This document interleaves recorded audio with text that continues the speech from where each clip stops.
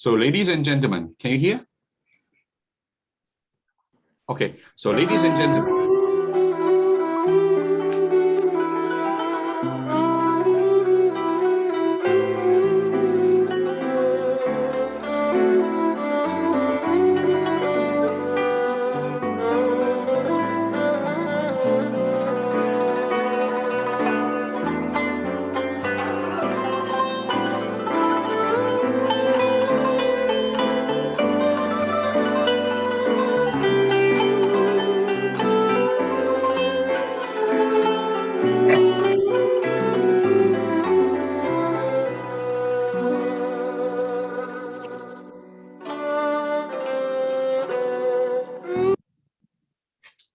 Okay, ladies and gentlemen, so a very good day to all of you.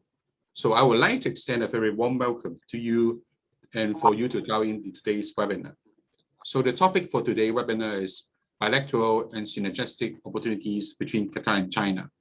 So my name is Peter Low, and I'm the Chief Representative for Doha Bank in China. Today's event is very timely. So the COVID pandemic has much pressure on all the economies, including China. China was one of the quickest to bounce back due to the authorities imposing strict control on social distancing. China GDP expanded 2.3% in 2020. And we believe that China will be the only major economy to expand this year because all the other economies, they are still struggling with the pandemic. And we expect the Chinese government will achieve about 6% economic growth this year. As a quick introduction, Qatar is a country with land mass of around 11,600 square kilometers. Population is 2.7 million, including foreign workers. Qatar is a fast-growing economy, blessed with strong gas reserve, and is currently one of the world's largest exporter of LNG, accounting for about 1/3 of the global LNG export. Based on current production level, Qatar gas reserve is expected to last for another 130 years. Qatar GDP in 2020 is about $146 billion. In 2008, Qatar launched its economic vision 2030, which aims to reduce the reliance on hydrocarbon sector. So basically, the country is trying to diversify into other non-oil sectors, including healthcare, technology, R&D, manufacturing, education, tourism, and service industry. China has been Qatar's leading trade partners for many years. Total bilateral trade between the two countries in 2020 was over $11.7 billion. So take April 2021 figure as an example. China was the leading country of origin for Qatar import with a 13.4% market share. Also, China was the second largest country of destination of Qatar export with 13.2% market share. Doha Bank representative in China was set up in 2007.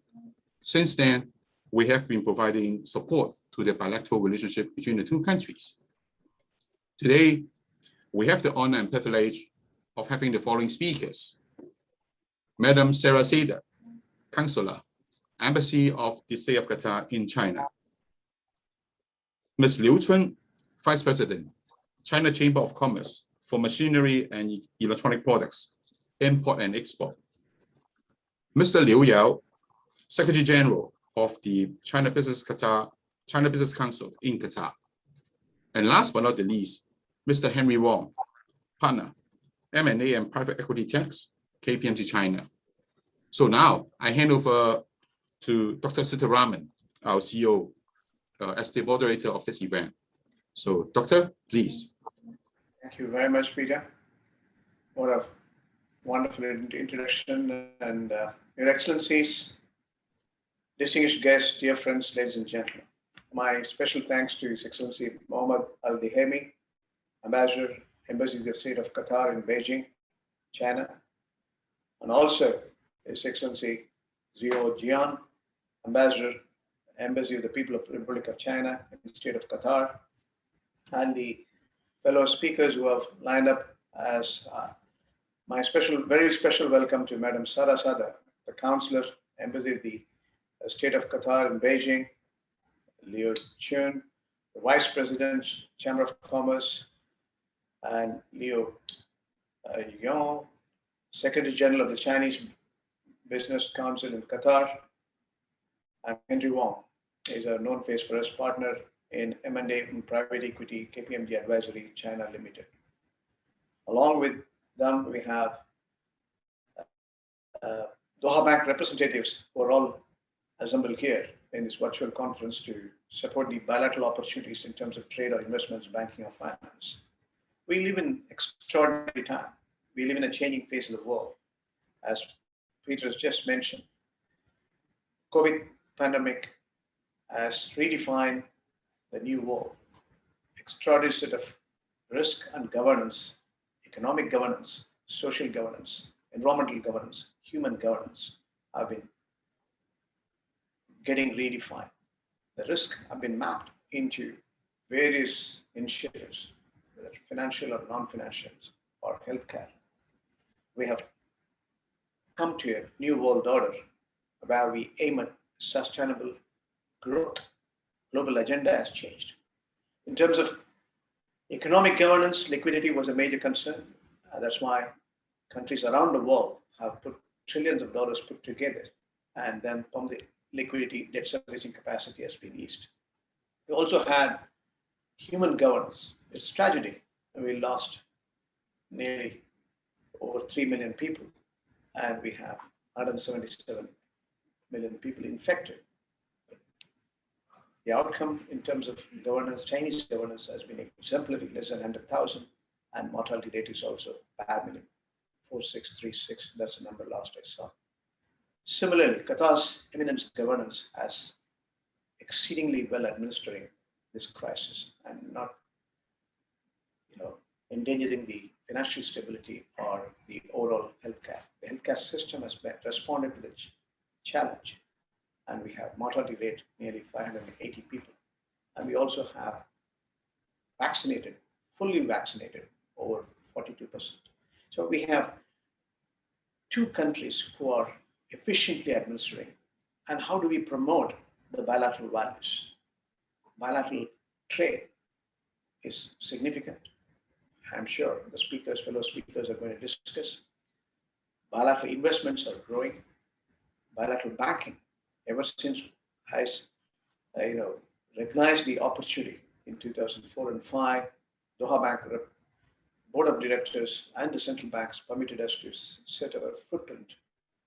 And essentially, 2006, we commenced our operation. 2007, we inaugurated. Subsequently, I was disseminating knowledge time and again, whether it's 2010 or 13 or 15 or 14, the central bank governor of Qatar, His Excellency Sheikh Abdullah bin Saud Al Thani, we visited, we met the central bank, and we admire the governance in China. We recognize the opportunities which are enlisting. When it comes to further to grow, how do we further come and develop these prospects? How do we make sure small or big or medium entrepreneurs or individual or institutions, how do we promote the bilateral values? That's the purpose of the session.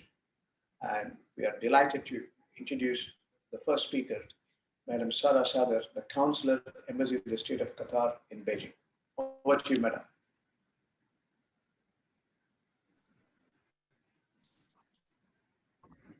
Distinguished guests, ladies and gentlemen, let me begin by thanking the Doha Bank for inviting the Embassy of the State of Qatar in Beijing for today's conference.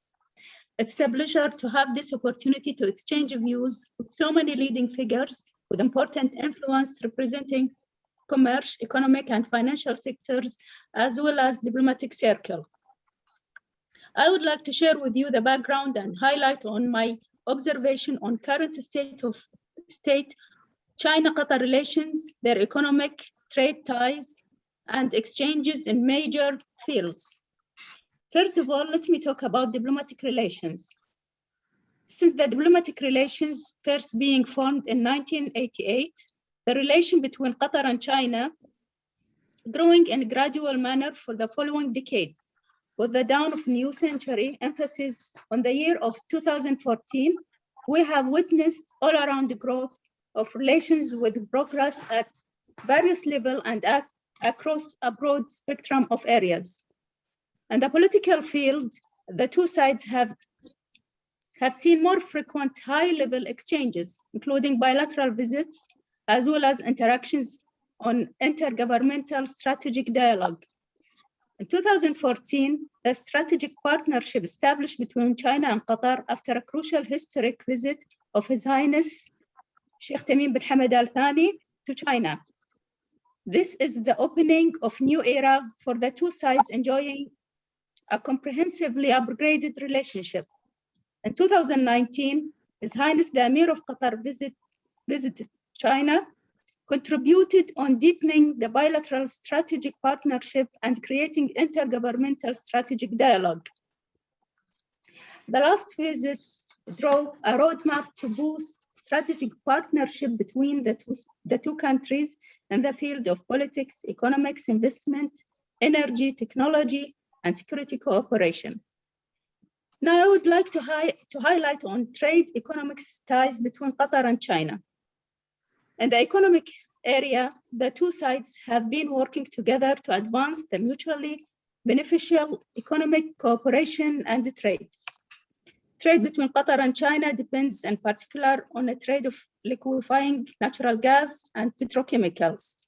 In 2018, China became the world's top importer of natural gas and second largest buyer of LNG. Doha is already the second largest supplier of LNG to Beijing. And the volume of LNG imports from Qatar is expected to rise substantially soon as the demand of energy is growing at a rapid pace in Beijing. The investment and financial cooperation are gaining momentum, playing an active role of integration and coordination of two countries.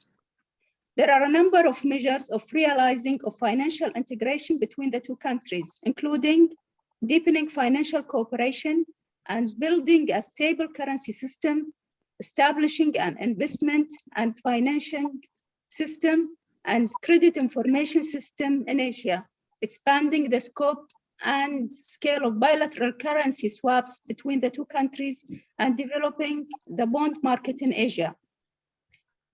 Dear all, on the other hand, I would like to highlight an important sector. Qatar needs to boost economic cooperation and trade exchange with various countries, including China, to diversify the national economy from reliance on oil and gas export to become a global financial and commercial hub. Likewise, Doha needs technologies and experience of Chinese companies which have great potential in management and production. Thus, the Qatari government, trying to promote strategic partnership with China, should incorporate the Belt and Road Initiative into its national development plan. As His Highness, the Emir of Qatar, Sheikh Tamim bin Hamad Al Thani said, Qatar attaches importance to ties with China and vows to promote cooperation in the Belt and Road Initiative, as well as areas such as trade, sports, and tourism. Therefore, the economic relations between the two sides have the potential and room to expand and deepen. In recent years, tourism and cultural cooperation have become another important aspect of China-Qatar strategic partnership. And both nations have outlined their intention to expand the collaboration in these areas in the coming years. Well, let me remark another important sector with both Qatar and China put them in their priorities. Qatar has seen potential and a huge market in China, especially in tourism industry. The cultural ties between Qatar and China include academic and educational cooperation, language teaching, and cultural activities. The academic and educational cooperation is perhaps the most visible element of China's cultural ties with Qatar. The last thing I would like to share with you, gentlemen, is cooperation between Qatar and China during the last year. Of course, it was an extraordinary year. As you know, 2022, the 2020 has been a most extraordinary one, facing an unprecedented public health disaster of COVID-19. The cooperation and friendship between China and Qatar have become an example of international health cooperation. Distinguished guests, ladies and gentlemen, all of you are renowned experts from China and Qatar with years of experience of China relations. I believe that today's discussions will help the two sides view and interpret China-Qatar opportunities with a comprehensive and objective light. The Qatar Embassy in Beijing is happy to keep up communication with you and provide necessary facilities. To conclude, I want to again thank the Doha Bank for having today, and I wish this conference a big success. Thank you. Thank you. Well done, Madam Sarah Sada. You summed it up very well. You brought the overall bilateral trade, the opportunities, and how the growing partnership between Qatar and China. You outlined in your short speech, but it was a very effective speech. I should congratulate you for your wonderful input. We thank you for your, intelligent and articulated inputs. Thank you. Let me move on to the next speaker. Thank you. The next speaker is Mrs. Liu Chun. She's the Vice President of China Chamber of Commerce for Machinery and Electrical Products Import and Exports, CCME, triple CME, I should say. So we are waiting to hear from Chamber of Commerce representative. They are on the ground. They know the market. Let me have a very warm welcome. And that is good afternoon now, Zia Hu Ha to. Thank you. Distinguished Madam Sarah Sada, Counselor of the Embassy of the State of Qatar in Beijing. Distinguished Dr. Saraman, CEO of Doha Bank. Distinguished speakers from China and Qatar, ladies and gentlemen, good afternoon. It is my great pleasure to attend this bilateral and synergistic opportunities between Qatar and China webinar at the invitation of Doha Bank of Qatar to exchange views with representatives of China and Qatar. First of all, on behalf of CCME, I would like to extend my congratulations to Doha Bank, the organizer of this webinar. As you know, in recent years, China-Qatar relations have developed comprehensively and rapidly. The two meetings between Premier Xi Jinping and President Emir in 2019 has injected new impetus to the development of the bilateral relations in the new era. Under the personal care and guidance of the two states leaders, China-Qatar relations have developed rapidly and deeply. The political mutual trust has been continuously strengthened and programmatic cooperation is full of vitality. At present, the economic and trade cooperation between the two countries has gradually formed a pattern of cooperation with oil and gas cooperation as the main efforts, infrastructure construction, and the focus of financial investment at the new growth points. The bilateral trade has grown against the time of trouble since the beginning of COVID-19. With the joint efforts of the both sides, Sino-Qatar economic and trade cooperation has been on upgrowing.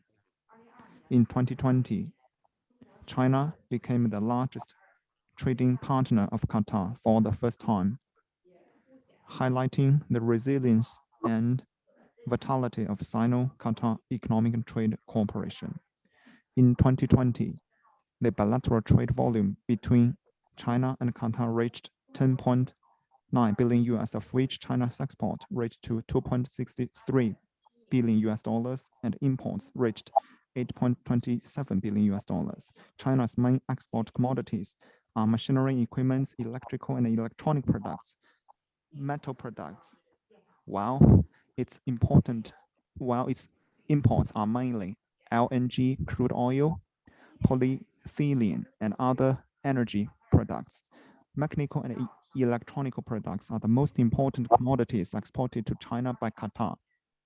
According to the statistic of Chinese customs, the export of mechanical and electronic products to Qatar reached 1.23 billion US dollars, with a year-on-year growth of 4.8% compared with the 5.7% growth of China's total export to the China's export of mechanical and electric products to Qatar still has a great potential. In terms of the two-way investment, the overall scale of the bilateral investment between China and Qatar is small, but the development momentum is good. According to the statistics of the Chinese MOFCOM, by the end of 2019, the stock of China's direct investment in Qatar is 460 million US dollars. At present, China's 14th five-year plan and 2035 vision can be linked with the Qatar's Vision 2030, bringing many new opportunities for powerful Chinese enterprises to invest in Qatar. Recently, in the engineering equipment, the joint construction of the Belt and Road Cooperation Framework has been developed. China's enterprises have built the main stadium of 2022 World Cup, Harad Port, strategic storage tank, as well as 5G communications. Among these Chinese companies, many, such as Power China, China Harbour, Gezhouba, and Huawei, are members of CCCME, all the major leading companies. In terms of the financial cooperation, the two countries have entered a new pattern of rapid development in the recent years. In 2014, the People's Bank of China and the Central Bank of Qatar signed a 35 billion RMB bilateral local currency swap agreement. And in 2015, the Doha RMB clearing center was officially launched, and Qatar also received a quota of 30 billion RMB qualified foreign institution investors. This is also the first time that China has opened its domestic capital market to Middle East countries. We can see in the above aspects, the potential of cooperation between the two countries still needs to be further explored, and the prospects of industrial cooperation is good. Founded in 1988, CCCME has more than 10,000 member companies in 25 industry branches, covering the whole industry of manufacturing, import and export trade, foreign contract projects, and investment cooperation of electric power, new energy, rail transit, communication, household appliances, automobile, etc. And we have established cooperative relations with 127 international industrial organizations around the world. At present, it is an industry organization with the largest scale of domestic member enterprises and the strongest comprehensive serviceability and the most complete industrial chain covering manufacturing, engineering, construction, foreign investment, and other fields with a high international influence. In the future, CCCME will promote cooperation with Doha Bank from the following three aspects. First is to establish close cooperation with Doha Bank and set up regular exchanging mechanism and provide financial service for bilateral companies. And we warmly welcome Doha Bank to join CCCME Financial Committee. In combination with the key concerns of member companies, we will regularly carry out a series of exchange activities with your bank on the special topics and establish the channel for institutional cooperation so as to help enterprises better develop Qatar and surrounding markets and provide strong financial support for China and Qatar enterprises. The second is to promote investment and cooperation between China and enterprises in the field of green, low carbon, and sustainable development. The carbon neutrality has become an international consensus. CCCME will set up a green and low carbon international cooperation committee to promote international cooperation between China and foreign enterprises in energy transformation, industry upgrading, circular economy, and clean technology. CCCME will also focus on promoting the leading enterprises in China's new energy, vehicles, PV products and other advantage industries to invest in Qatar. Doha Bank can provide more financial support and services for Chinese enterprises.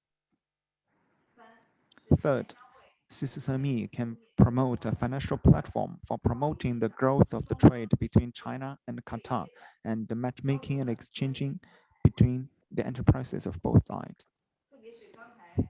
Especially, and also your manager also mentioned, we will strengthen the cooperation between the Chinese company and SMEs of Qatar. CCSME has participated in organizing exhibitions such as Canton Fire, CIIE, ME Expo, and has maintained a close cooperation with the key provinces and cities in China. Through this platform, Qatari enterprises can connect with Chinese partners, increase their popularity in Chinese market. In addition, CCSME has integrated high-quality suppliers information and launched the CCSME Cloud Network online platform, and nearly 3,000 high-quality member enterprises have been invited to upload products information, and the global buyers can connect with the Chinese high-quality suppliers at their home. We warmly welcome Qatari enterprises and purchasers to use this platform to discuss and exchange with Chinese high-quality suppliers so as to achieve efficient matchmaking and promote comprehensive cooperation. In the future, CCSME will continue to make use of our channel advantages to deepen the contact and cooperation with the Qatar Embassy in Beijing, as well as the Qatar Doha Bank, including the Chinese Companies Association in Qatar, so as to build a bridge for the cooperation between Chinese and Qatar enterprises. And we will create a better environment and a convenient condition for practical economic cooperation between the two countries. Thank you very much. Thank you. Thank you very much, Zia Xie. So I appreciate your presentation. It's quite meaningful. You summed it up very well, the opportunities. And on behalf of Doha Bank and the viewers, we want to thank you for the inputs you have given. As one question has come to you, what are the opportunities between Qatar and China post-COVID in terms of CCME?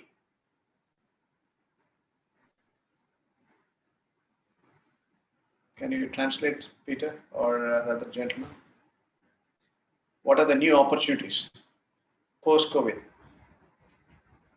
How do we, especially on your sector, CCME? 他又重复了一遍，还是这个问题。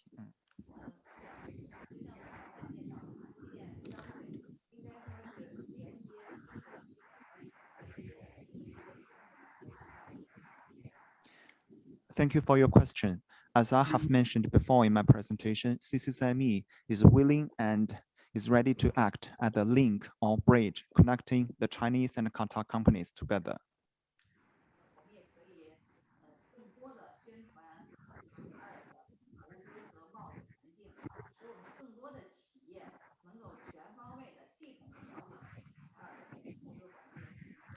And we will, in our future work, publicize the investment and trade environment of Qatar and let our company have a very systematic understanding of Qatar market.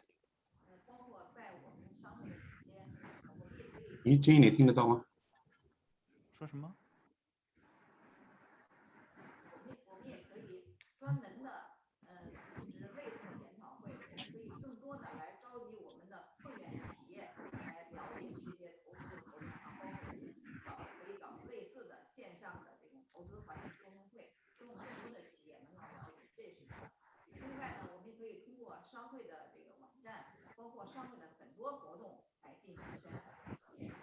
And similarly, we can establish or launch a seminar or symposium like what we are doing today, so as to introduce the very favorable investment environment of Qatar to our members. And also, in addition, we can also publicize the very favorable conditions in our website among our member companies.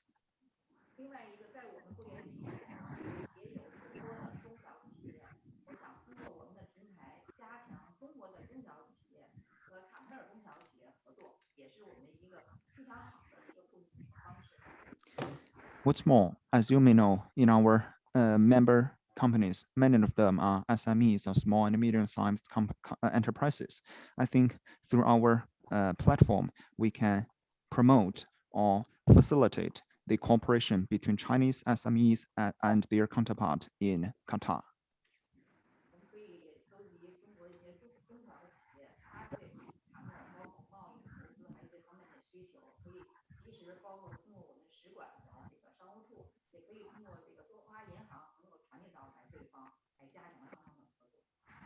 And also we can collect the requirements or needs of Chinese SMEs and also forward this information to not only the Doha Bank as well as your embassy in China, so as to let their potential partners know their cooperation intention. 当然，我们也更希望，如果疫情过来之后，可以国企代表团到卡塔尔来进行实地的合作，这也是我们希望的。And also, if the COVID-19 pandemic control permits, we warmly welcome the Qatari business mission can visit China. We can receive your delegation. 在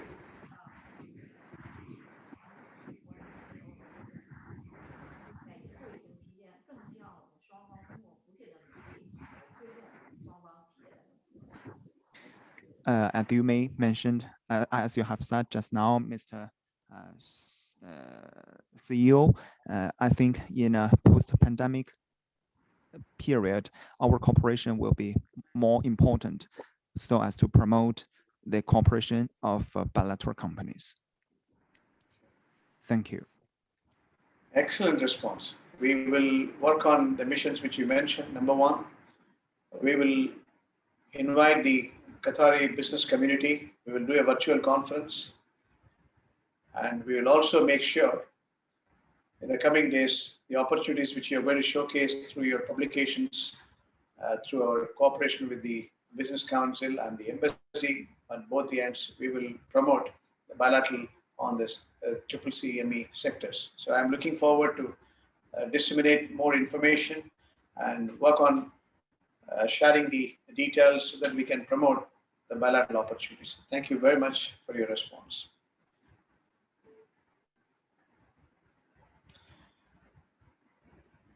Let me move on to the next speaker. That is, he's a banker from Bank of China and also the Secretary General of the Chinese Business Council, Qatar, and Mr. Liu Yao. Over to you, Mr. Liu. Thank you. Thank you, Dr. Sestaraman. So may I share my slides? Yes.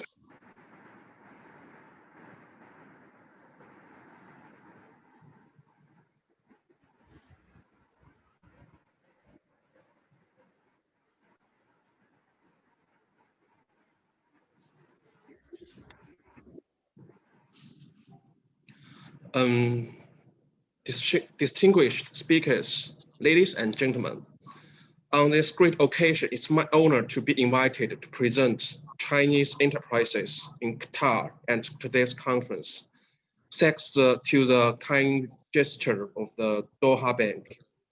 The topic of my speech today is entrepreneurship, boosting Qatar to reach the bright future, greater the prosperity and the broader success. I do believe our exchange of ideas today will deepen the mutual understanding and trust between Chinese and Qatari entrepreneurs, facilitating our cooperative relationship and adding to the faster, better, and bigger development of Qatari economy.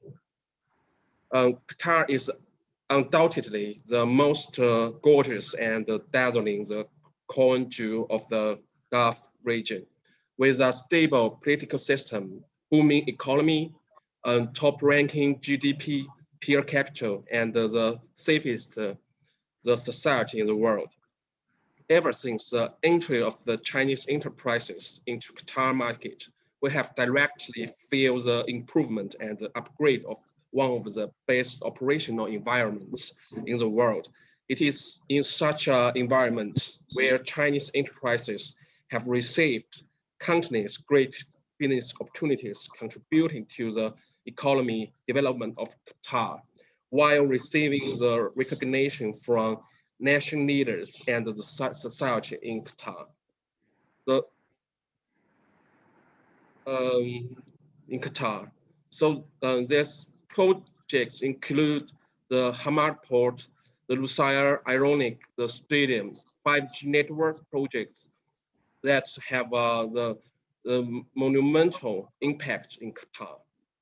The excellent operational environment in Qatar have increasingly attracted more extraordinary the Chinese enterprises to enter the Qatari market, participating in the economic development of the great country. Bank of China, Industry and Commercial Bank of China, and Huawei are the best examples of the world-renowned enterprises in Qatar, with industry leaders like the Sinopec and the Yutong Group on their way to enter Qatar market. The Chinese Enterprises Association in Qatar, under the steadfast leadership of the Chinese ambassador to Qatar, will strengthen its efforts in attracting more excellent Chinese companies to Qatar. As more companies join the Qatar market, we are confident that they will not just bring advanced technologies, high quality products, world-class services, the broadening the market demand, but also the experience of the success in Chinese economy rise and the spirit of Chinese entrepreneurship. After 40 years of economic reform and the opening up, China has evolved from a popular nation in poverty to the second largest economy in the world. This great economy is still developing at a remarkable speed. In the near future, it will surely become one of the strongest economies in the world, while the reason for success may be multitudinous. A key factor is Chinese entrepreneurship. Meanwhile, Qatari entrepreneurs are also the first-tier entrepreneurs in the world. They embody the same spirit of Chinese entrepreneurs, even possessing higher level and better qualities. As a representative of Chinese enterprises in Qatar, I would like to take the opportunity to convey my greatest respect to Qatari entrepreneurs and the Qatari entrepreneurship. We hope not only to learn from you, but also combine the entrepreneurship of both countries together. Through mutual learning and mutual exchange, this will develop a all-encompassing global entrepreneurship that will surely lead the innovative business models, cultivate the new business opportunities, connectively, propel the bilateral fusion, creating greater bilateral economic development, and enhancing the welfare of people in both countries at higher speeds with higher quality. Of course, entrepreneurs of both countries cannot limit their cooperation to just bilateral market, economic or finance. We can fully utilize our respective comparative advantage to enter a third country as a connective propagating the Chinese-Qatari entrepreneurships, facilitating better and faster economic development of more countries, improving the poverty situation in many countries, eliminating the poverty and the undevelopment that have tormented the world. This would be the ultimate goal of the Chinese-Qatari entrepreneurship. Great futures and great ideas lay ahead for both countries as as the representative of Chinese enterprises in Qatar. I strongly believe that the formation and the perfection of Chinese-Qatari entrepreneurship requires the cumulative and the persistent work. Time and efforts will be the foundation of Chinese and Qatari partnerships. To achieve such goals, I would like to to introduce the following proposals. The first one is the Chinese Enterprises Association in Qatar is willing to communicate with Qatari entrepreneurs on how to best develop in the bilateral markets. The Chinese Enterprises Association will to its best abilities to help Qatari enterprises enter the Chinese market. The second one, I would like to advise more Qatari companies to organize a connective exploratory field trip to China, exploring about the industry, enterprises, and the markets that interest you the most. You will surely find that the Chinese enterprises, products, service, and the market caps far exceed those of many development countries in the West. The safety, the probability, and the potential of the Chinese market will bring you returns far exceeded those in many developed countries in the West. The Chinese Enterprises Association is willing to help you conduct such field trips. The last one is I would like to suggest to Qatari enterprises, either industry or finance, to enhance cooperation with Chinese enterprises in Qatar. Such cooperation can be diverse and multifaceted, following the market-based principle and improving mutual competitiveness. Projects like joint ventures, shareholding agreements, the venture capital, the joint bids, and the project transfers are greatly valuable. This would allow the competitive relationship between Chinese and Qatari companies in certain industries, fields, and the projects to be transformed to a cooperative partnership, a win-win situation where two wins arise for both sides. Since the ultimate and the collective goal of all companies, Qatari or foreigner, is to build a better and brighter future for Qatar and to fight for the ever eye-catching, the radiance of the most dazzling crown jewel of Gulf. Finally, let me express our gratitude to the kind invitation of Doha Bank.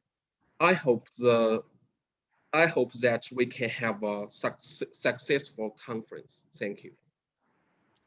Thank you. Thank you very much, Mr. Liu Yao, Secretary General of the Chinese Business Council. I mean, your proposals, all three points are very valid. Now, we are the first Qatari bank to step in there, and we have long-term plans. Definitely, we will work with you and the embassy here and the embassy in Beijing to see how to disseminate. We'll organize more physical sessions or virtual sessions. We always do. In fact, many times the previous ambassador, Chinese ambassador, and we have discussed the opportunities. We have supported the Chinese companies, small or big, in the various projects. Now, I'm going to explain what are the various opportunities in my presentation as well. So let us look forward to improve the bilateral trade and investments, and banking will be a professional intermediary to support Mr. Liu. We look forward.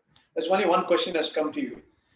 How do you look at the SME prospects? Because we have special schemes in Qatar. We have Qatar Development Bank supporting what you call Al-Damin programs for small and medium-sized entrepreneurs from China. We ourselves, Doha Bank, has got a joint risk with Qatar Development Bank. We also have a program on our own, Tadweer programs. So we are specializing in SME support. The government has got very strong conviction to have all the business startups having investment partnership, joint venture, which you mentioned, we can grow. Now, what are the various sectors where Qatari businessman can invest in China, and what are the sectors where you expect the Chinese businessman to step in here? from your perspective? Okay, thank you. Thank you for your questions. So from my perspective, I think as you know, Bank of China, we are registered under the Qatar Financial Center. So now we are allowed to focus on the exploration in the Qatar market for the large companies. So, but meanwhile, as the Secretary General of the Chinese Association, so we can find that there are recent years there are so many the Chinese SMEs are enter the Qatari market. So from my perspective, I think from the Chinese Enterprise Association, we are an open platform, and we would like to establish a bridge between the Chinese SMEs and the Qatari SMEs, not only just in Qatari market, but also we can help the Qatari SMEs to enter the Chinese market to give them smoothly the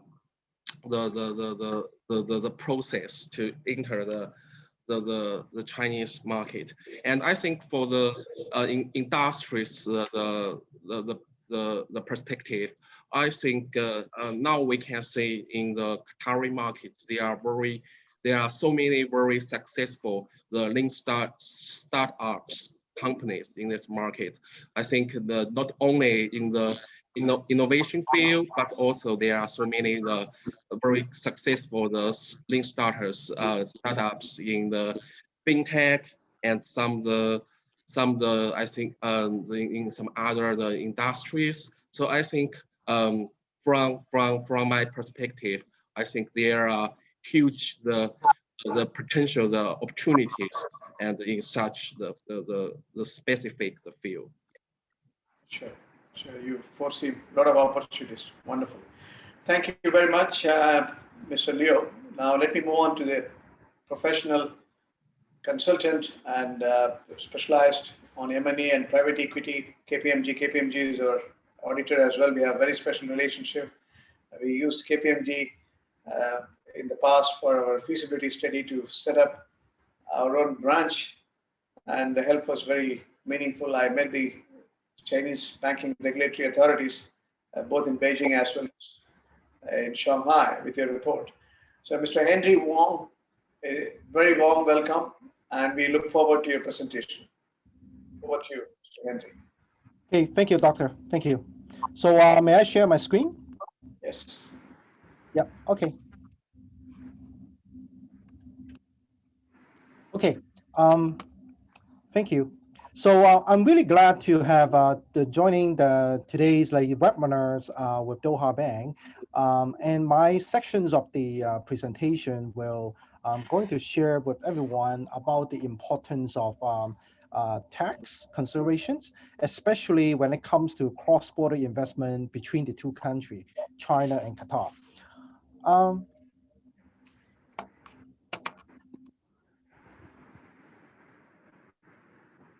And when it comes to the foreign investments, whether it's from Qatar to China or from China to Qatar, it's very important. There's a few concepts here from tax perspective that a lot of the investor will always need to be considered.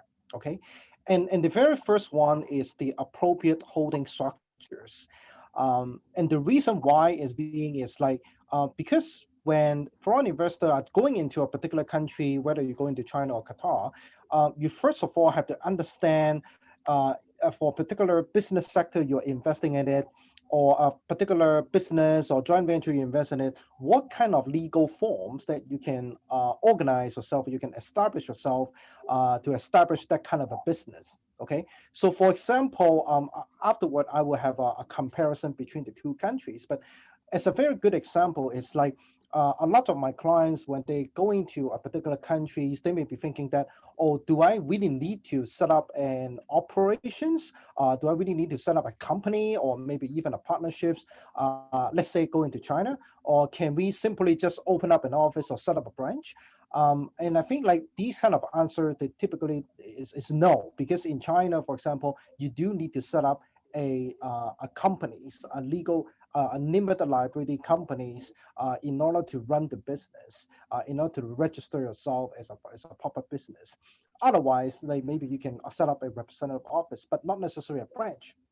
But is there like let's say like there's no branch in China? No, like that's not the case. So for example, Doha Bank, like they can set up like the branch in China, financial institution they can do that, but not many sectors you can do that. So as that example is like it's important to understand what the other countries the regulatory environment is about and what type of business you can, what type of legal forms of business you can set up.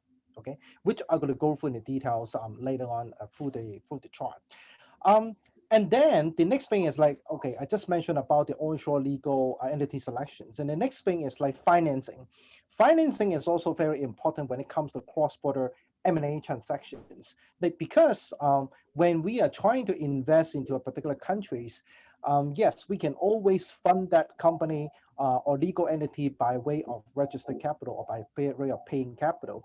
But for certain countries, there are, let's say, foreign exchange restrictions, and there may be some statutory reserve requirement that the money get invested into a country that you're not necessarily able to get the money back out immediately. So in terms of financing the operation in a particular countries, you also need to consider, for example, can I providing loans or shareholder loans into that particular country? Because the reason, another good reason is not just like you can repay the money and get the money back and leave the countries whenever you do require from to facilitate the repatriation, cash repatriation, but also important is you can exercise is what we call an interest repatriation is a way to repatriate the profit and leaving the countries. So establishing that kind of a shareholder loan will definitely facilitate that kind of interest repatriations and go in the futures. Okay. Now, when I talk about profit repatriation, there's always like various different ways. There's like dividends, there's service fees, there's royalty, and these and other things that, like for example, simply if I, let's say from a Chinese company want to set up an operation in Qatar, like after recognizing all this profit, I do want to repatriate it back out. And what would be some of the potential tax impact and between different types of repatriations? Again, like later on in my slide, we'll have a quick comparison on that as well for everyone's benefit. And last but not least, like there's two other aspects that people will usually raise the question is the operational tax. What is operational tax? Is when you are operating, set up a company or partnerships or any forms of legally feasible entities in a particular countries, you do need to watch out what kind of like, for example, the domestic corporational tax, corporation income tax that you're subject to, any other indirect tax that you may be subject to, or even if you are a local employee or foreign expatriate, what sort of taxes you have to pay. Like these are all at the end of the day could affect the operation from an after tax profitability perspective. So the higher of the operational tax, it could be lower the amount of like after tax return. So these some of the things that we'll definitely need to consider as well. And as I said, as I mentioned before, like there is also between two countries, it's also important to make use of tax treaty because the tax treaty will reduce the effective tax rate between the two countries, between the investments. And to give everyone like a quick understanding, is like later on when I show in the chart, it's like the Qatar countries by itself, a lot of the tax rate is actually quite attractive. It's actually quite beneficial and in comparison to China, but not to worry on that part because like between Qatar and China, there is a tax treaty signed between the two countries. So let's say for Qatari company investing into China, whenever like you subject to any sort of like repatriation of profit, because like we can leverage on the tax treaty, then you can have a much reduced tax rate when comparing to the domestic tax rate that's applied to China.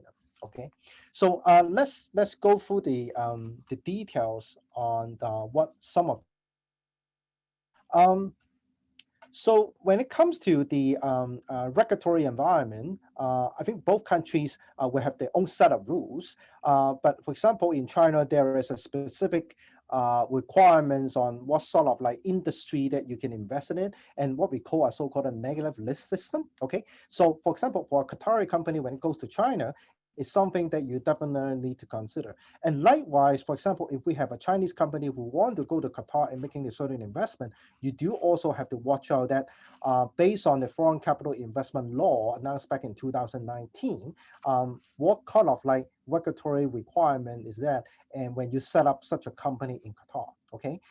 The form of business, when you look at the two countries, is actually quite similar. It's like there's a partnership, there's limited liability company, there's like a holding company, as well as representative office. So that's not much of a big difference between the two companies. But when it comes to the foreign exchange control, there is such a big differences because as far as I know, Qatar doesn't really have foreign exchange control in Qatar, both like from profit and cash repatriation perspective. But in China, it's a very unique country where the money going in or leaving China will have to go through the safe approval. So it's important that you always understand for, let's say, for a Qatari company who want to invest into China, what kind of like capital control to be in place, and if I inject certain money into China, how I can get it back out, or if I want to establish a loan, how to get the approval into China, and for example, later on, if I want to get the profit back out, what sort of like process and procedure involved in order for me to get the money out. Otherwise, the Chinese bank within China will kind of stop you and not letting you to get any money out until you satisfy all these like regulatory foreign exchange and tax requirements. Now, this one is like from a high level, from an accounting perspective, what are the accounting or key importance issues that people would need to be considered. Again, like both countries will have their own own set of gap. Qatar will follow the IFRS. China will have their own PLC gap. Both are December 31st year end typically. And whether there's an audit requirement, yes, it's quite typical around the globe that a lot of the companies set up in the domestic country will have an audit requirements for various purposes, including tax and regulatory requirements. And here is the quick snapshots of the chart, the tax rate that I mentioned it before. They talk about the two countries.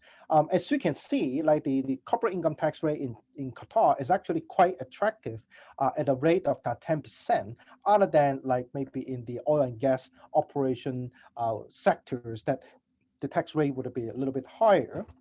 But in the rest of the other industries in China, overall it's like 25%. Unless you are sitting in a qualified high-tech company, then you may be eligible for a 15% tax rate. Okay, and the rest of these like tax rules, you can see that it is actually quite similar between the two, except the fact that let's say China is taxed on a worldwide source income perspective, and from the Qatar perspective is more on a territorial basis. So for some of these Chinese enterprise who go into Qatar, who are interested in what is a territorial basis, you can just imagine that, oh, let's say if we want to invest into Hong Kong, okay, Hong Kong is a territorial based system. It's not really by a residency worldwide source income basis. So Qatar will be very similar to Hong Kong. For those like in China who are familiar with what Hong Kong is about. Individual income tax, Qatar, it will be very, very, very attractive, like when comparing to the Chinese individual income tax. Basically, the employment income will be not subject to tax. And even if you're running your own business in Qatar, the tax rate will only be 10%. Okay, so from that perspective, from an individual perspective, Qatar will be quite attractive to the individual working there. But on the other hand, let's say from a Qatari company perspective, it is sending expatriate working in China. Does it mean that everyone will always be subject to such a high tax rate? It may not necessarily be the case as well, because there are special preferential policy for expat working in China as well as like if you structure the investment correctly, you may be eligible for a much lower tax rate if you set up the company in a particular provinces within China. For example, Hainan is one of the places that recently has become a very hot topic that, for example, operation corporation setting up there, people working there, the tax rate will only be 15%. And again, Qatar doesn't have the VAT, but China will have a very complicated VAT rules from an indirect tax perspective. And this chart is basically give everyone some other additional information about, let's say, from a financing requirement, what will be the thin capitalization rules, any other indirect taxes, like, for example, in China, it's quite famous in terms of all the real estate related taxes will be quite heavy. So for, let's say, a Qatari company investing into China, if you start having investment into real estate property, then some of these taxes will definitely need to be considered as well. Now, finally, this was the slide that was talking about that between the two countries, that we do have a tax treaty between the two countries signed it. And as you can see, like when it comes to dividends, interest, royalty, and capital gain, all these will get like reduced and capped at the rate of 10%. Although, like from China perspective, I think the statutory rate is 10%. But again, like for example, when we go back, I think on the previous slide, when I talk about some of the withholding tax from Qatar back to China, maybe certain tax rate is 0%. One thing to remind everyone here, let's say for a Chinese company investing into Qatar, it doesn't mean that, like, let's say the treaty itself, they talk about 10% rate throughout, and that when it comes to investing into Qatar, when they get the money back out, you have to pay the 10%, when the domestic law in Qatar is talk about 0%. It's not the case, because you always, when it comes to applying the tax treaty rules, you always, first of all, consider what will be the domestic tax rate. So if Qatari government doesn't really impose a withholding tax on certain profit, then you don't need to pay that withholding tax. And without regard to the tax treaty itself that talks about the 10%, because the tax treaty is always overriding the domestic rules and only providing the cap, but doesn't mean that is being the minimum tax that you have to pay. Okay, so due to the timing, I think like these are some of the things that I want to share with everyone today from a tax perspective. But I do appreciate that if going forward, if anyone have any question, feel free to reach out to Doha Bank or reach out to us if you have any questions. Thank you. Well done, Mr. Henry. It is a great perspective. In fact, you compared both the countries from the fiscal side on the tax regime, and it's quite promising, as you could see. Qatar, not only cost of capital is cheaper, again, you can bring in cost-effective labor. The tax is a simple, straightforward 10% flat. So it's not even proportional tax. So that's you brought it up and you promoted Qatar. Tell me, from Qatar perspective, if someone wants to invest in China, what are the sectors you suggest in the current context where not only tax advantage, overall business advantage exists? Actually, I would say that from a broader like foreign investor perspective and aligning with the Chinese government, the latest 14th five-year plan, there are quite a few sectors that has been like definitely encouraging foreign investment coming to China. One of the noticing sectors is like anything that is related to digital, anything that's related to pharmaceutical, medicals, biotech, semiconductor, as well as like green energy and logistics sector. Because I think like because of the post-COVID in not just China but around the globe, people experiencing that like they need to stay home, they need to do a lot of things like electronically, not including like shopping, delivery, and everything is like go by online. So there has been like increasing demand even within China that a lot of these like e-commerce development is become very important. And because of the digitalization of the economy, that give rise to a significant requirements of, let's say, having the right like delivery model, the logistic and supply chain. So logistic and supply chain is one of the big push by the Chinese government that welcoming foreign investor to invest. And I myself, like I've been helping a lot of foreign investor investing into China just on the logistic warehouse, and it is a very, very hot sector. And then another thing is like the big push and the big theme about China is like green energy, energy saving, having all this like green power and stuff. So again, like there's a lot of foreign investors coming into China like to invest into, let's say, wind power or solar power. So these will be, again, a strong encouragement from the Chinese government perspective. And a lot of foreign investors do see that there's a great potential in China as well. So that basically sums up with some of these like major sectors. But again, like looking at the 14 5-year plan, some of the major sectors that Chinese government encourage, those will definitely be the sectors will have great potential. Great, great answer. And let me invite Qatari investors to look at objectively. And similarly, we welcome the Chinese investors to Qatar. We have a lot to offer. I'm going to showcase it. You set the tone for my presentation next one. I'm going to showcase, Madam Sarah has already outlined so much in her content. Now I'm going to show exactly precisely what are the opportunities in Qatar and how do we synergize the opportunities between Qatar and China. Let me move on to my presentation. Now let's also look at, for a minute, the global perspective. Now, last year, the global growth was a contraction in substance. The only country which stood out in terms of a positive is China, 2.3%. And this year again, it is, Peter was conservative in saying 6%, but IMF said it is 8.4%. Let me move on to the World Bank. This month, they have revised even if you look at numbers, it's much more conservative, because unless you are vaccinating the entire world, it's contentious now, which sustainable framework we can trade our investments, banking, or finance. How do we bring in global growth and global sustainability unless you vaccinate advanced economies or developing economies or rich or poor countries? This crisis has defied all the logics. So we need to make sure one and all on this planet, 6.8 billion people, are fully secure in terms of their living. So essentially, and that's what the focus now.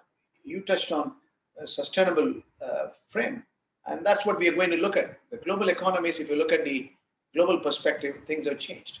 US Fed action, now the low interest scene, now it's contemplated whether inflation, as we speak, we are parity linked to dollar, Qatar economy, if you look at the currency, Qatar Riyal, but the interest rate is conservative, and the zero rate is what, nearly zero rate, I should say. Now, with the inflation, the ascending move, but is it transitory? Is it real? It's going to be permanent. We need to listen to tonight, FOMC meeting as well from the Fed. Now, one thing whole world has engaged in the last 1.5 years is to recognize we need to reduce the interest rate. We have to protect the consumers, common man, and give the subsidies, give the small and medium-sized entrepreneurs the debt servicing capacity for futuristic options. So they improve the liquidity. They pump trillions of dollars. Qatar itself, $20.5 billion was pumped. Now, if you look at the US Fed action, it's clear. They're not thinking of interest rate, but the inflation, transitory inflation is an issue. Let us listen today and conclude. Qatar economy is very promising. We know the economic momentum is in the right direction. And the overall, while the global cases is 176 million, death is around 3.82 million. Global vaccination is around 6.2%. Qatar perspective, we have vaccinated over 42%. Our mortality rate is around 580. So the infrastructure has worked, as I said in my preface. The advanced economies, even according to World Bank, is going to perform a maximum of 5.4%. And developing economies, instead of original prediction, IMF 6.7%, 6%, Qatar economy will be nearly 3% performance. And the latest speech of His Highness Qatar's Emir's address in St. Petersburg International Forum was thought-provoking.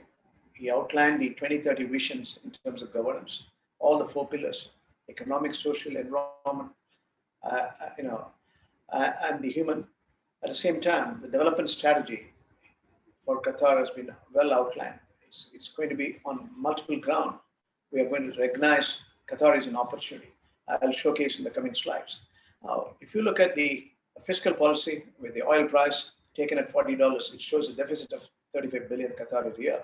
Now, oil price, the first quarter was over $61.2 per barrel. In one fabric, if Qatar is an LNG producer predominantly, and if it's non-OPEC as on date, and we know Qatar's plans are in hydrocarbon as well as non-hydrocarbon is very promising. And that's where the Chinese companies are going to play a big role. Now, in terms of economics, we have greater prospects. Now, if you look at the economic momentum Qatar is embarking on, it is 166 billion as taking the predictions in sometimes in April. Now, things have moved. Things have moved, and it's going to touch nearly 200 billion.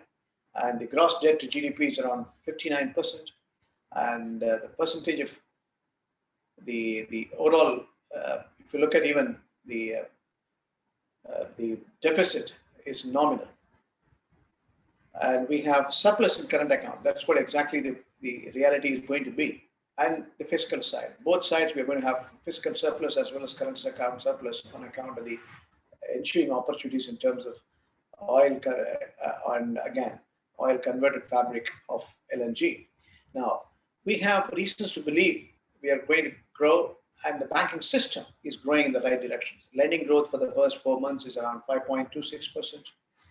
The deposit growth is around 4.2%. Consumption is growing in the right direction, 6.8%.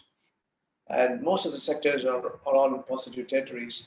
Clearly shows Qatar economy and the banking system is stable and functional, and liquidity issues have been well managed by Qatar Central Bank and the Ministry of Finance. Now we have seen a lot of opportunities coming up in terms of overall economic momentum. Qatar Central Bank unveils the new currency note as well, and by end of this month, the old currencies will be weeded out. We have new currency, which is with advanced digital security makeup, is quite potential to protect the common man. On the hydrocarbon side, listen to the energy minister. It's been very promising. We know it's going to move from 77 million metric ton to 110 in North Field East. Again, North Field South also is moving thereafter. So this is what he has to say. As far as the Northfield expansion projects, we have two projects, Northfield East, which we just announced sanctioning, and the Northfield South. So the Northfield East would take us from 77 million tons to 110 million tons per annum. And then Northfield South, which we will announce early next year, will take us to 126 million tons.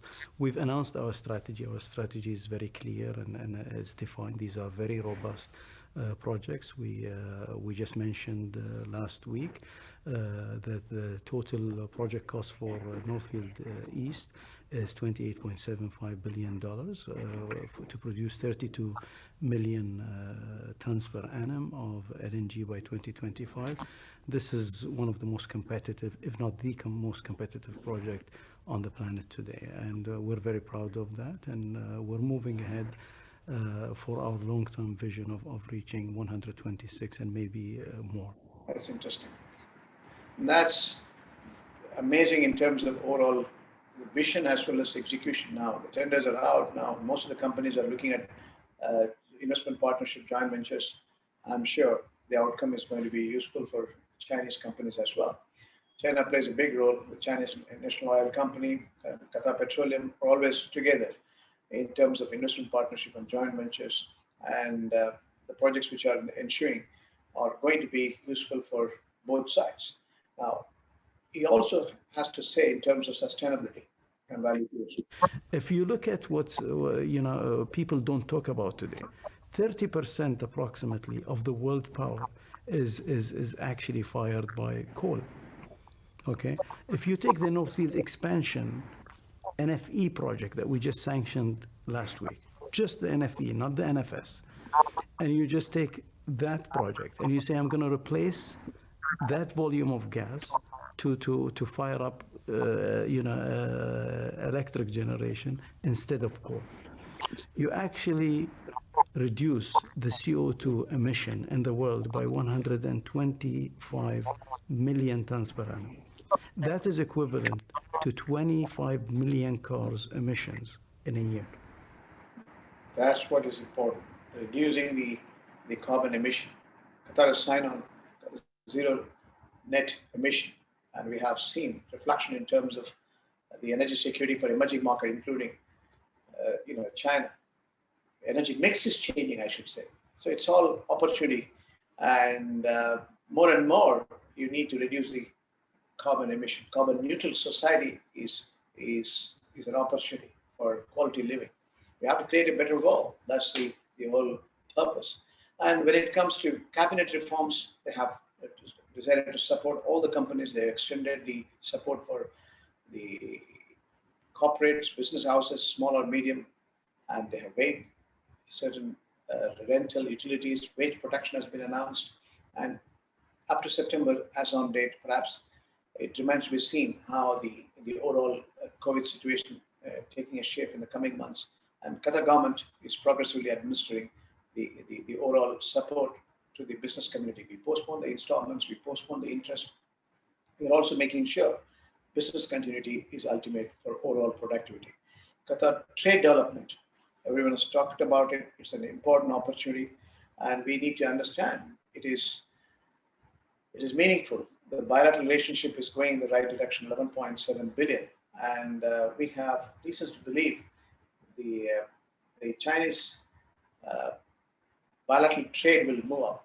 Trade developments within the overall export-import now is touching triple in the last 1 year. It is in Qatar export market and import market, if you look at to 13 billion nearly, and we know Qatar is getting set. All of us around the world is looking forward this FIFA 2022. This is what the Secretary General of FIFA 2022, Mr. Asim Tawadi, has to say. Especially considering that we're coming out of COVID-19, I genuinely believe it'll be the first global celebration where we will collectively have overcome COVID and we will collectively be able to celebrate this tournament and create a lasting bond. And that's why I think it's when I always thought it was previously significant, I believe the significance has become even more. Significance is even more.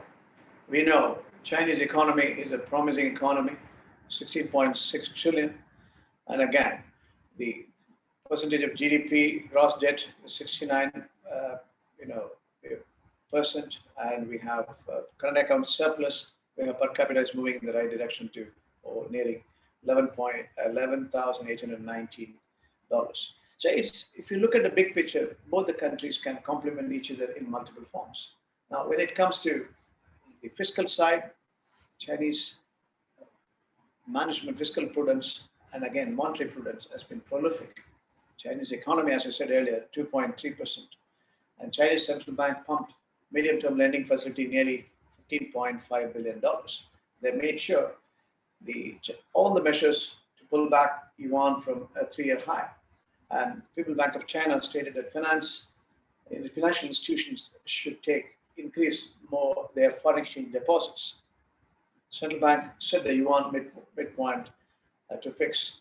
And essentially, as I said, the pandemic itself is well managed, 91.4 thousand cases total, death is only 4,636. Vaccination has been quite meaningful. They fully vaccinated 223 million. That stands in terms of the business opportunity as well. Now, in terms of trade, Chinese trade is 11.7 billion and 7.8 billion, mainly LNG and petrochemicals. And Qatar imports from China is nearly 3.9 billion. Qatar Petroleum signs now a 10-year LNG deal with China.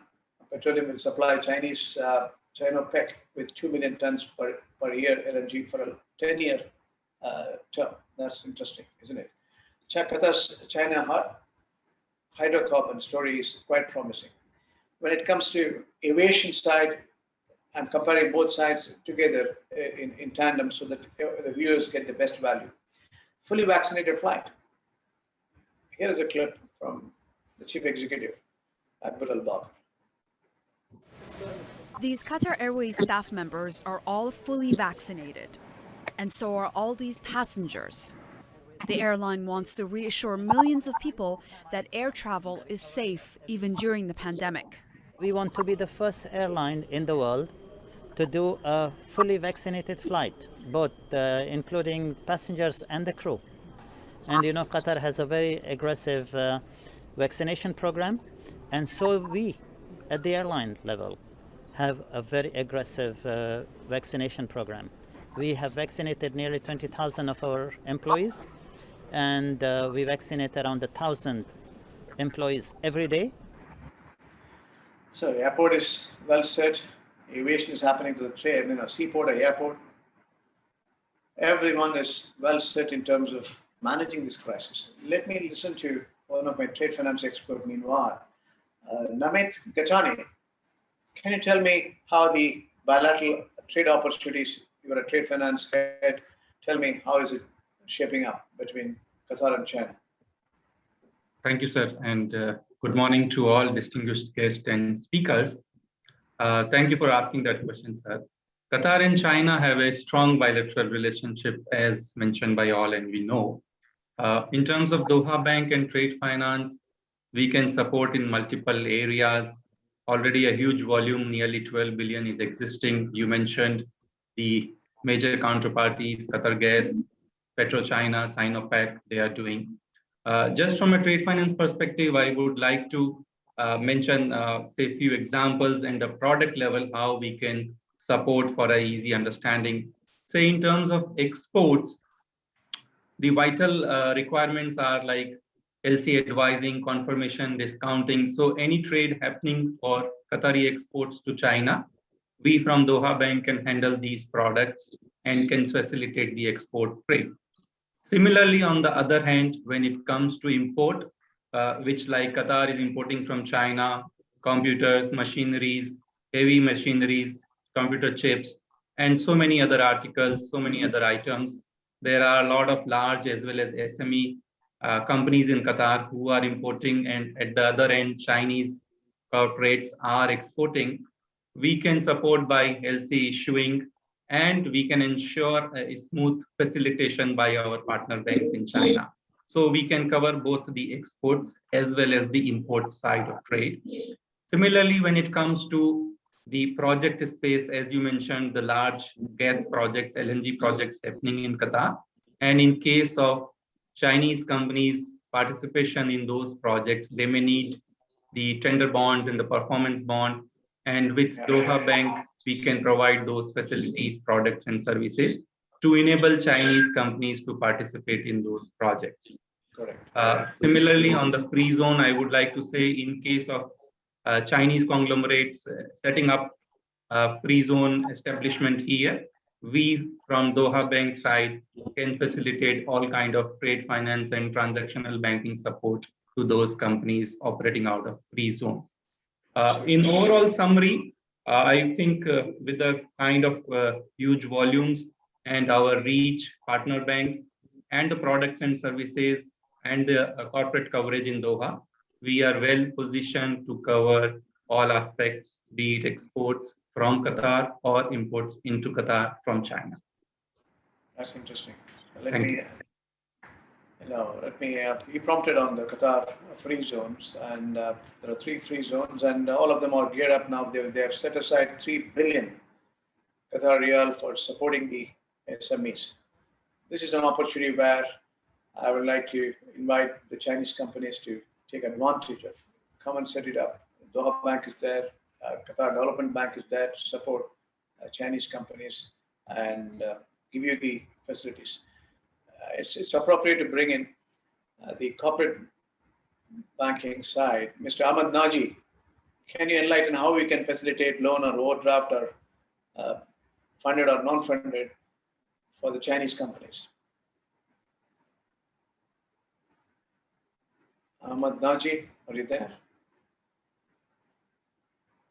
No, I'm not getting a response. Let me update you for a minute.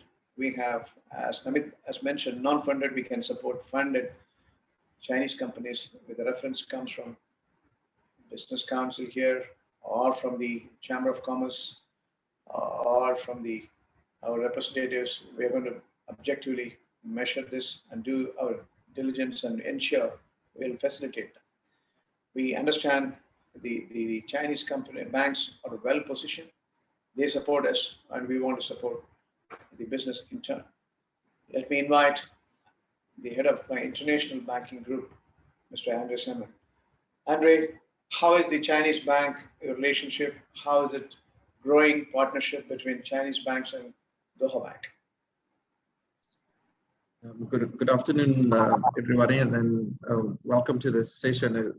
It is a particularly important one for us as Doha Bank, and particularly related to the financial institutions and the banks. We hold a very close relationship with most of the banks in China, and also with their branches and offices across the world, and including here in Qatar. We are very close, interacting with them on many levels, on the trade finance side, as Mehmet has mentioned, and also in lending and borrowing activities, as well as on the treasury and investment side. So we have a very extensive relationship, but I think there's a lot of scope for expanding this relationship, especially on the trade side. We have seen a lot of interaction, but yes, in particular, the trade will be welcome, and also the obviously the interaction between the corporates here in Qatar and in China. Also would like to emphasize our regional footprint and international footprint, where we are present in 14 countries in terms of rep offices, and 3 countries in the region, in Kuwait and UAE and India. So today's session is not just about Qatar and China, but also to leverage the interaction between the regional expertise that we have in these countries I've mentioned. We have seen also a lot of business being routed through Doha Bank in India, where we've got 3 branches in 3 different cities. So from there, we can also link up with Chinese banks who needs expertise and a footprint and a trusted partner in India, for that matter. And the same can be replicated in the UAE and Dubai and Abu Dhabi, where we have branches. And Kuwait is equally as equipped to handle all inquiries and all business related trade, any kind of activities with Chinese companies and Chinese banks. So we really welcome and we really invite the Chinese banks to get in touch with us, and we can be their sole entry, their single entry into these markets, and equip them to do business and expand business. Yeah, very well said, Andre. You touched not only bilateral, multilateral. That is what exactly you can see the opportunities in multifold. We can connect these points and make sure that you have trade between these countries in addition to the specific target. International airport is well geared. I'm not going to dwell on it for want of time. 2 of my colleagues are still there, and we want to make sure that not only the institutions are taken care, individuals are taken care. It is very important that we understand. This was announced towards the end of the day yesterday by the PBOC. So financial institutions will need to increase their holdings of foreign exchange reserves from 5% to 7%, so a 2% increase, by the way, from June the 15th. And the idea from policymakers, of course, is that you reduce the amount of dollars and other currencies that are onshore here. That pressures the yuan, and it is real action then by policymakers to take a swipe at a currency that, of course, has surged versus the dollar to a 3-year high. That's interesting. That's why I admire the fiscal side of it. The monetary side also now is evolving to be a fine combination. So that's where the discipline, once there is an alignment between fiscal and monetary policy, then the financial stability comes in. China has done exceedingly well. Now, when it comes to the overall bilateral opportunities, there are plenty. We would like to invite the individuals Doha Bank and our branch network, wherever you are, to make sure that we support you, whether it's a car loan or a consumer loan or housing loan or welcome pack. My retail representation is from Sharif. What can we do for individuals, Chinese who are landing in Qatar for employment or business? Sharif?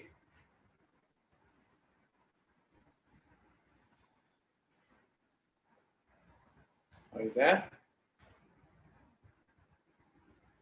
Right. So what we are trying to articulate here is to recognize that our banking products are second to none. Individuals, we want to welcome them. We want to give them the necessary support when they land here and open the account, digital support, electronic commerce, and whatever the facilities you need, whether salary-related loan or car loan or consumer loan, as I said, it can be facilitated. Credit cards, we can support the individuals, Chinese who are in employment or business, or the business houses who have got employees. We can support them through wage protection systems. We can regularly pay their wages to their home country as well with our relationship across. And our representative office in China, Peter, is doing a great job, and he's there to monitor these transactions as well. On the Qatar-China hydrocarbon, I already outlined. We have growing relationship. We have signed the contract, and the Communist Party of China's top foreign affairs officials has held talks in Doha with the Emir of Qatar. Yang Jiaqi told Emir Tamim bin Hamad Al Thani that China supports Qatar in following a development that suits its own national conditions, and said China is willing to work with the country to strengthen development and deepen cooperation in China's Belt and Road Initiative. Sheikh Tamim said Qatar hopes to further develop relations with China and said his country adheres to the One China principle and supports China in defending its core interest. That's absolutely the case. That's what Madam Sarah was trying to articulate. The diplomatic relationship, G2G, is growing strong. B2B is an opportunity we need to recognize. When it comes to double taxation, Henry has already mentioned that avoidance of double taxation. And this is the agreement which was signed. And in fact, I recall my opening of the branch in 2007 and subsequent roadshows when China was showcasing the expo. It was a grand affair, and we had great participation from various banks. It was in 2010, and again, we did in China roadshows in 2013 to disseminate information. We're going to keep doing it now. Physically, we couldn't come, but that's why this virtual conference was scheduled. 2014 again, the governor of the central bank visited along with the banking system. So I was a participant as well. So we have reasons to believe that we have growing relationship, and Qatar is the first country in the Gulf to admit Chinese yuan as a clinic. So we have reason to believe that we should further have bilateral opportunities. And free zone, Namit has mentioned, we have a lot of money. We have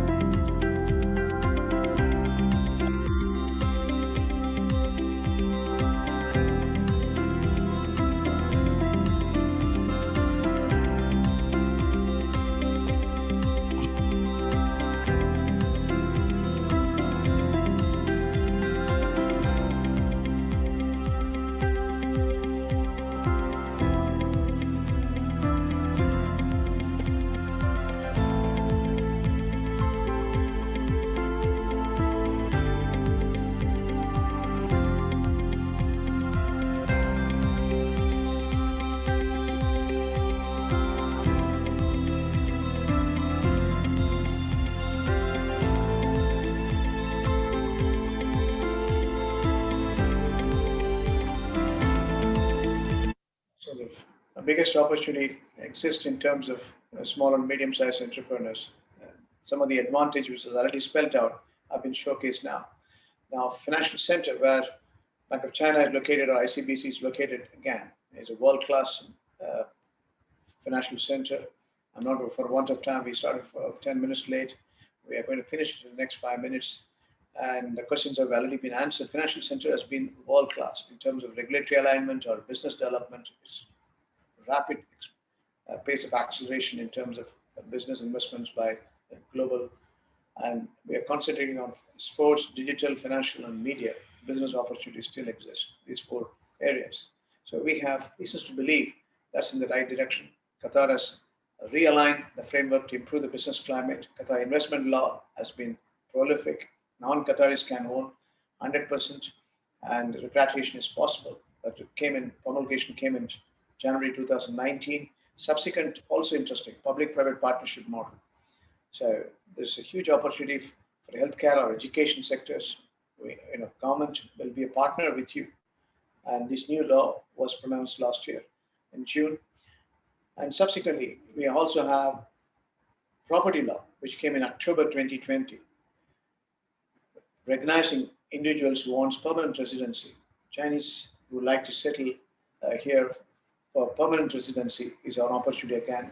If you get healthcare or education is supported, if you pay a specified amount and you have clean track records. So it is important that property law is going to improve the overall real estate conditions in the local market, plus it's an opportunity. When it comes to Qatar's modern living, infrastructure creations, modernization in terms of the airport or seaport or road or right, it is a good opportunity. Qatar is a good investment destinations. What are the most important sectors for you? If I speak to somebody in Dublin, they're racing after tech. If I speak to other people around Europe, they're focusing on financial services post-Brexit. So for you, what is the most important sector for you to draw in that can deliver the quickest ramp up and impact on the economy? Yes. With diversification at the heart of Qatar's forward-looking strategy, and especially with light of the current shift in consumer behavior and market dynamics, this is kind of creating a focus on innovative sectors that are expected to thrive in the new economy. And here we look at several promising sectors, one of which is fintech.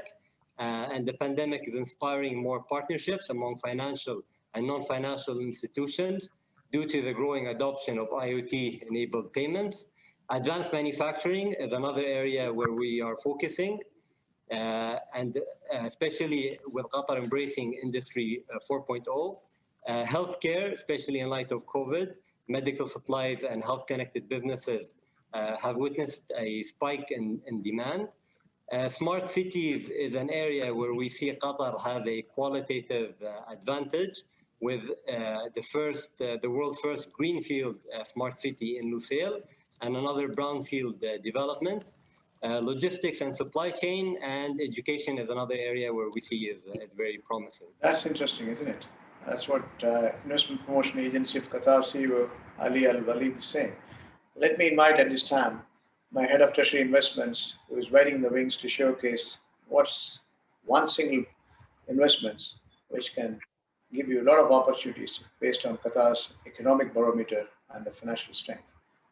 Goodney Silholt is my head of Treasury Investments. Goodney, what do you have to say in terms of Qatar Exchange Traded Program? Yeah, good afternoon. So if we try to look at Qatar very briefly from through the lens of foreign investors, there are two things that come immediately to mind: strong fundamentals and good relative value. Now, this is probably more important now than ever. All investors are trying to figure out which companies are going to be bouncing back from the COVID situation quickly, and how they can get relative value out of those movements. So in terms of, if you look at it as a strong fundamentals, then second to none is the strength of the government. We have a government, state of Qatar is a doubly rated country. It has over 200 billion riyals in foreign reserves, and that underpins the whole economy, the strength as a fundamentally strong economy. Now, some other countries have that as well, but they don't usually have the relative value that comes with it. So when I talk about relative value, there's various things that investors can look at in Qatar. The stock market is extremely robust, and we have an interesting product that investors, both large and small, can invest in. It's called QETF. It's effectively a fund that mirrors the performance of the local stock index. And that's been out in offering for 3 years and has performed extremely strong. For fixed income investors, there's a plethora of opportunities as well. Government bonds with nice positive returns in dollar or local currency, and also the bonds issued by local banks like Doha Bank, which offer second to none returns to investors, focusing on this highly focus on investments that have high quality, single A rated or better. So opportunities, they are plenty, and they are very interesting for anybody to take a look. Yeah, interesting. That's a single investments, Qatar exchange traded funds, which represents the major shares, whether it is banking or insurance or petrochemical companies. So that's where your investment becomes easy, and Doha Bank and the partners are making sure right investment management is done. Now, just to conclude, the recent regulations, Qatar foreign ownership listed companies is now increased to 100%. That's as good as April 2021. That's a welcome change. This is going to bring in more and more investments to the country, and they will partake in the economic momentum on those listed enterprise and make the best return on investments. Things are happening. This is what exactly Qatar Exchange Traded Fund Gurnia has just mentioned, and it is very successfully administered. And Qatar food security has been very profound since 2017. Qatar's self-reliance has scaled up, whether it is agriculture, grain, or poultry, or water conservation, where we have financed billions Qatar riyals to have water security today. Qatar is self-sufficient in terms of food security. That's most important. And we also have a fintech hub. We have Qatar Development Bank handling this. It's going in the right directions. And innovators, you're most welcome to join. It's the most promising sectors. That's what Mr. Al-Wali just mentioned. Now we want to make sure that Chinese companies comes and takes this opportunity, and it is cost effective for you to set it up here and make sure you create your own niche and work with partners across in terms of business and use this gateway for global export or service standards. So that is what exactly the FinTech Hub is all about. And business startups is being supported by Qatar, and we have startup incubators are being supported. Last but not the least, everyone's touched upon Qatar's sustainable development. We are committed for a green mission. We are offsetting the carbon emission. We have reasons to believe socio-economic projects, social risk management is equally important. And we want to make sure sustainability, LNG itself as energy efficient, environment friendly, is quite meaningful from the green perspective. And Qatar's commitment to society is environmental development, a balance between development needs and protecting the environment. So both are vital. We are striking balance. That's what Vision 2030 is talking about.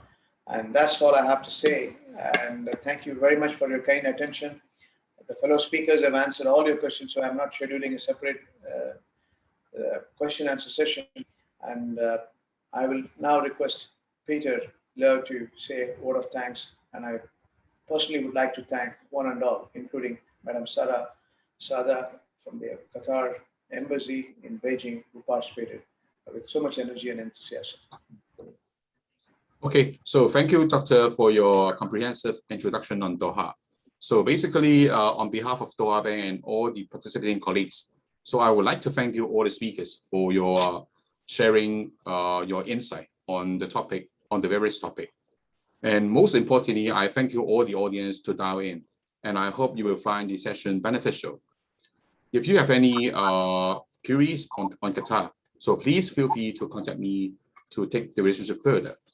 So finally, we hope everybody takes good care, stay safe and healthy during these unprecedented times. Thank you. 谢谢. Thank you all. Thank you. Thank you, Madam Leo. Thank you. And Henry and Mr. Leo. Good to see you all, and we welcome you all to Qatar. Of course, Madam Sarah has been representing along with Ambassador Tehemi, and we look forward for our business tab. Henry, I remember we met way back in 2015 in province Mandarin. Yes. Thank you very much. Very much. Helen. Sharif, we missed you. Sharif, we missed you. Because I had a technical issue with my mic. I don't know what happened. Apologies for that. Not at all. Okay, but you did great, sir. Yeah. Thank you very much. Thank you all. Thank you. Good afternoon. Thank you. Bye-bye.